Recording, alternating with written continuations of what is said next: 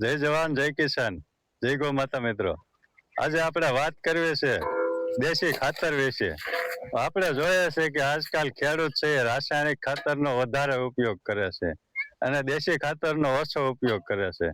તો આજે આપણે માહિતી લેવાના છીએ આ દેશી ખાતર વિશે. આમ તો બધા ખેડૂતોને ખબર જ હોય, તો આપણે દેશી ખાતર આપણે ખેતરમાં કઈ રીતે નાખીએ તો આપણે પૂરેપૂરો લાભ લઈ શકીએ છીએ. તો આજે આપણે મળ્યા એક યુવાન ખેડૂતને અને એમની પાસે જાણીએ. પહેલા તો તમારો પરિચય આપી દો. મારું નામ નીતેશભાઈ પ્રેમજીભાઈ ઉતેળિયા, ગામ ભીમગઢ, તાલુકો ચોટીલા, જિલ્લો સુરેન્દ્રનગર. હવે નીતેશભાઈ, આપણે તમે દેશી ખાતર ખેતરમાં ભરો છો, બરોબર? તો આપણે ખેડૂતોને થોડોક તમારો અનુભવ જણાવજો કે આપણે ખેતરમાં કઈ રીતના ખાતર ભરવી તો આપણે છે ખાતરનો પૂરેપૂરો દેશી ખાતરનો ઉપયોગ લઈ શકીએ. એમાં રાણાભાઈ એવું છે, અત્યારે જો દેશી ખાતર ભરવું જરૂરી છે ખેતરમાં જમીન માટે. આપણે રાસાયણિક ખાતરનો ભાવ છે બેગ નું અત્યારે 2000 રૂપિયા થઈ ગયા. હા, એટલા છે. મળતું નથી. અને આ સાણિયું ખાતરમાં આપણને ભરવી ને તો જમીનમાં આપણે જે મોલ વાવીએ ને એ સારો થાય છે અને એકદમ બળમાંથી બહાર નીકળે છે અને આપણને ઉત્પાદન વધારે મળે છે. અને ભરાવદાર જે વસ્તુ આપણે વાવ્યું હોય ને એના દાણા મોલમાં ભરાવદાર થાય છે. આપણને ઉત્પાદન ડબલ મળે છે. એટલે આ ખાતર જમીન માટે બેસ્ટ છે રાસાયણિક કરતા. બરાબર. આપણે આમાં શિયાળુ જાહેર વાવી હતી, વાડે નણે હવે આમાં સાણિયું ખાતર ભરી દીધું છે. બરાબર. હવે આગલી સીઝનમાં હવે શું વાવવાનું થાય નક્કી કરવાનું છે. બરાબર. કે સારું આમાં શું વાવવું. હવે નીતેશભાઈ, આમાં તો એમના અમુક મોટું ખાતર છે, અમુક ભૂકો થઈ ગયેલું છે, તો અમુક મોટું આમ નામ નહીં પડ્યું રે ખાતર. રાણાભાઈ, આમાં જો આ પેલા ખાતર ફોળે નાખવાનું. જો આ કેમ ફોળેલું છે આવી રીતના ફોળ નાખવાનું, પછી આમાં હાથડો મારી દેવાનો. હાથડો મારીએ ને બરોબર, પછી આમાં રોટાવીટર હાંકી નાખવાનું, એટલે જમીનમાં બધું મિક્સ થઈ જાય. આમ ખાતર રોટાવીટર માર્યું ને એટલે હેઠ ઉપર ખાતર થઈ જાય, જમીનમાં બધું મિક્સ થઈ જાય. જમીન ભૂકો થઈ જાય, ધૂળ હારે ભળે જાય. ધૂળ હારે ભળે જાય એટલે જમીનમાં આપણું ખાતર રહે, એમને તણાય નો વ્યુ થાય. ઓલું આખું એમના માં આપણે પાણી પાવે ત્યારે તણાય જાય, વરસાદ આવે ત્યારે તણાય જાય, એવું થાય. બરાબર છે. અને આવી રીતે આપણે રોટાવેટર મારવી તો ભૂકો થઈ જાય. આપણે આ દેશી ખાતર ભરેલું હોય ને છાણિયું, એટલે બીજા ખાતર ની ઓછી જરૂર પડે આપડા મોલ માં. બરાબર છે. પૂરું પ્રોટીન મળે રે. આપણે જે મોલ વાયો હોય ને એને બધું આમાં મળે રે. બીજા ખાતર ની ઓછી જરૂર પડે, યુરિયા ની, ડીએપી ની કે એની. છાણિયું ખાતર ભરેલું હોય ને એટલે. બરાબર છે. અત્યારે આપણે જોઈએ છે કે બજારમાં એમ કેવાય કે તમે કીધું એમ રાસાયણિક ખાતરના તો ભાવ દિવસે ને દિવસે વધે. અને આ દેશી ખાતર જેટલું તો ફાયદાકારક નથી. આપણે નાખવી તો છે પણ સામું આપણે એમ કેવાય કે ખેતીમાં નુકસાન કરે એવું થાય. એના લીધે આપણે ખેતી બગડે ના દેશી ખાતર છે એ આપણે ખેતી સુધારે.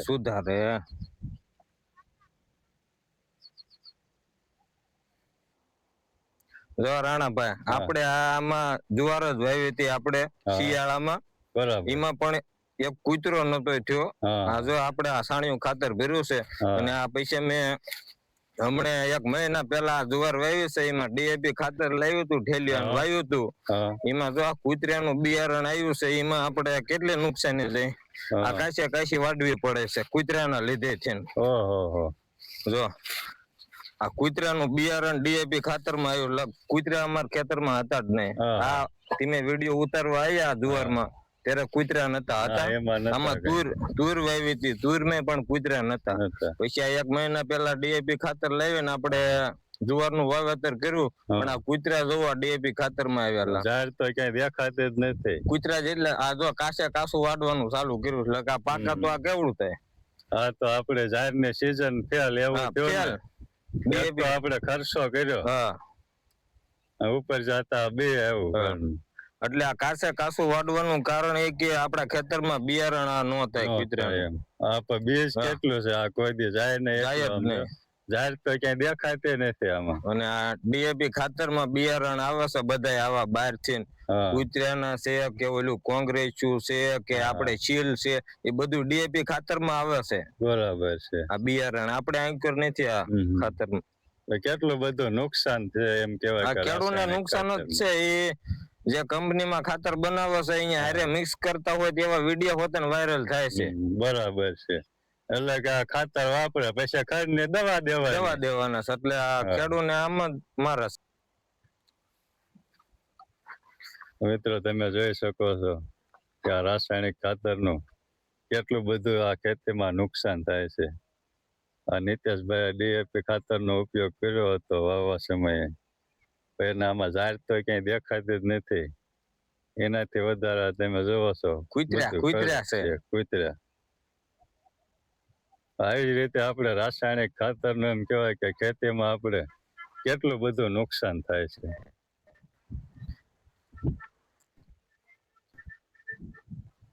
નીતેશભાઈ આવી રીતે આપણે એમ કહેવાય કે આ રાસાયણિક ખાતર છે ને આપણે દેશી ખાતર છે, એના બદલે આપણે દેશી ખાતર તો ક્યાંય સારું કહેવાય એમ.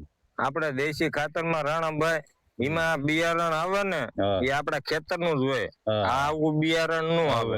એમાં શું હોય, આપણે જે તાંદળીઓ વાવતા હોય વેચવા હાટું તો એનું બિયારણ હોય તે હોય, અથવા કણિન્દ્રો હોય એનું બિયારણ હોય, એવું બિયારણ હોય. આવું કૂતરાનું ને એ બિયારણ નું હોય આપડા ખાતરમાં. અને થોડું ઘણું ખર્ચ થતો હોય તો આપણા મોલ માટે એમ કહેવાય કે ફાયદાકારક છે. અને આ તો નુકસાનકારક છે. આ જો કાસું બધું વાઢવાનું ચાલુ કરી દીધું છે, કાસું જ વાઢી લેવાનું. એટલે આ દેશી ખાતર ભરવાનું કારણ આ કે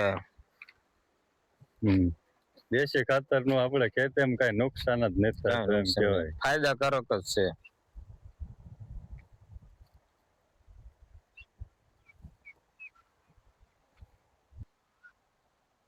નીતેશભાઈ તમારું ખાતર આ જોયું દેશી ખાતર, તો આ બધું ભૂકો થઈ ગયેલું છે, એનું શું કારણ છે? એમાં રાણાભાઈ એવું છે, આપણે જ્યાં ઉકળો કરતા હોય ને ત્યાં આપણે આમ ખાડો મોટો જીસીબી કરાવી નાખવાનો, પછી ખાડામાં નાખવાનું ખાતર આપણું, પછી એમાં તાસના કે એવા તાસ નાખી દો ને એટલે આપણું ખાતર જો ને કમ્પોસ્ટ થઈ જાય, હળે જાય. બરાબર. એટલે ધૂળ ને ખાતર બે મિક્સ થઈ જાય. આ જો ઝીણું થઈ જાય બધું ખાતર. બરાબર. તાસ ને બે આપડા જમીનમાં પછી ખેતરમાં ભરવી એટલે બે મિક્સ કમ્પોસ્ટ થયેલું આવે, ઝીણો ભૂકો એમને. અને કમ્પોસ્ટ થઈ જાય એમ કહેવાય કે થોડું ઘણું ખડ નું બી હોય એ હારે હળે જાય, એટલે ખડે ઓછું થાય. ઓછું થાય એટલે એ એક ફાયદાકારક છે. એટલે જો આ ઝીણું બધું આ ઝીણું જ થઈ જાય ભૂકો, આપણું ખાતર રહ્યું ને એ બધું હળાઈ જાય અને આમ વધારે તાકાત વાળું થઈ જાય બધું.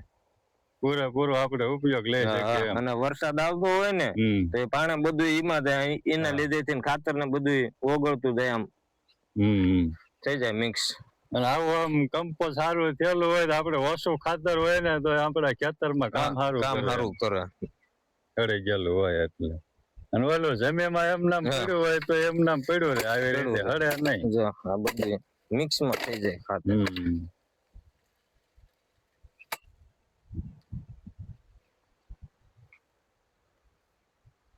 નીતેશભાઈ આપણે બીજા ખેડૂતોને શું કહીશો તમે? આ દેશી ખાતર ભરાય કેવા માંગી કે ઘરનું જો સાણિયું ખાતર હોય ને એ તો વર્ષે ને વર્ષે ખેતરમાં ભરી જ દેવાય, જેટલા ફેરા થાય એટલા. રાસાયણિક ખાતર કરતા આપણું જે માલ ઢોર નું ખાતર હોય ને એ સારું. બરાબર. જેટલું થાય એટલું વર્ષે ને વર્ષે ભરી જ દેવાય. 2 ફેરા કે 3 ફેરા 5 ફેરા કોણ આંકર ભર્યું હોય પર ઓલી સાઈડ ભરાય, એવું થોડું થોડું વરો ભરી જ દેવાનું. બરાબર.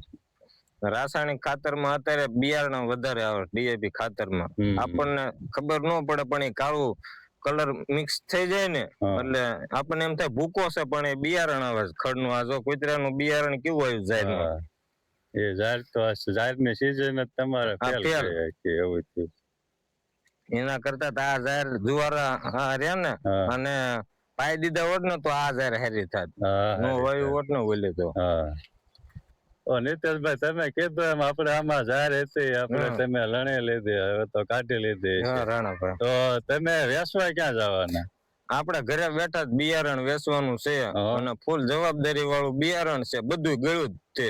હા બરાબર. હા જો આપણે 13 કિલોનું વાવેતર કર્યું હતું આમાં, આપણે આમાં 23-24 મણ ઝાડ થાય છે. 13 કેરા હતા જુવારના, 13 કિલો વાવી હતી. 23-24 મણ જાહેર થઈ છે, એ ઘરે બેઠા જ વેચવાની છે અને બરાબર. ફૂલ ગેરંટી વાળું, બધી ગળે જ તે. હા. અને લોથો આવે મોટો ભરાવદાર, બરાબર છે. અને જારે 1 નંબર.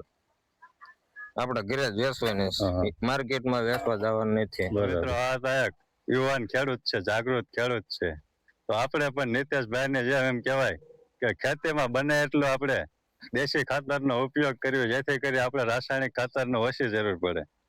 તો મિત્રો આ હતી એક દેશી ખાતરની માહિતી. આમ તો બધા ખેડૂતોને ખબર જ હોય. તો મિત્રો આવી રીતે આપણે મળતા રહીશું, કંઈક ને કંઈક ખેડૂતોને જાગૃતતાની વાત, ખેડૂતોને ફાયદાકારક થાય એવી માહિતી સાથે. તો આજના વિડીયોમાં બસ આટલું જ. મળીએ નવા વિડીયોમાં નવી માહિતી સાથે. જય જવાન, જય કિસાન, જય ગો માતા.